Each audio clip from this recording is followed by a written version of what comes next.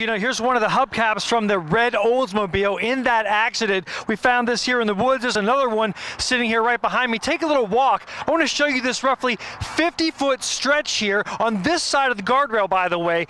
This is where the car came through. All the trees are swept over before the car took a terrifying 25-foot plunge right down the embankment. Summer construction and heavy congestion means troopers are going to be busy all summer long playing that game of point, click, and ticket.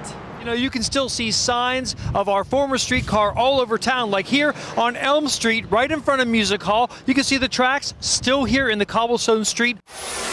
Now, opponents say weather was another big reason that the streetcar went away. They couldn't navigate on these tracks. Friends of the Spencer family have lined the front wall of their house with all sorts of stuffed animals and teddy bears with notes of encouragement, strength, and prayers. And take a look at this from Dustin Spencer's best friend. Twin baby dolls to represent the twin girls who died in that fire last night. The Roebling Bridge is also known as the Singing Bridge because of the unique sound your tires make when they roll across the metal grid. You can see the stands behind me just starting to fill up, but take a look just a few steps away from where I am right now. If we can swing around, the fans here are clamoring to get close to the man who made the phrase, "Can't touch this," famous years ago. And as you may remember, that huge hit was also the unofficial mantra for the winning 1990 Reds. They slammed their way through 9 games, shutting out the A's in the World Series. Yeah, I'm looking around. I don't see any gold lame or baggy pants here for the Hammer folks, but they are excited to see the artist. Everyone is getting ready for the big game, and we found a lone Astros fan here on the square. He was a little afraid walking around, and his buddy had a Pirates jersey on. What?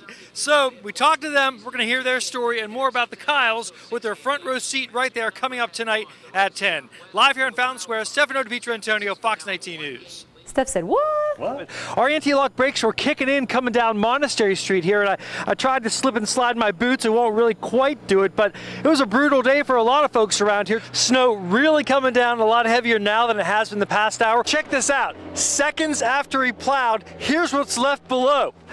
An icy layer. Whose shovel could make it all the way to the end of the parking lot without wiping out? 3, 2, 1, go! Go! Rob won, and Chris got a shovel full over the head. If you can't beat it, you might as well enjoy it.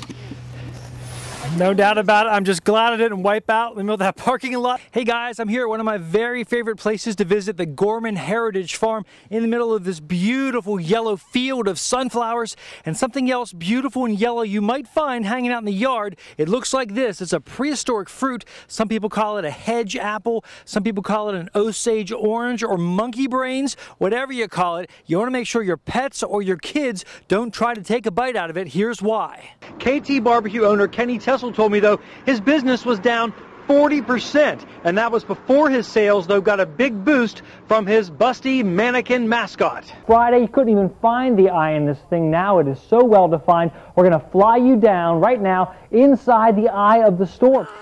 Although some people found it difficult to get around town today, I found a little easier way. All right, kids, heave! Gotta get back to Fox 19. Oh, it's gonna be a long ride.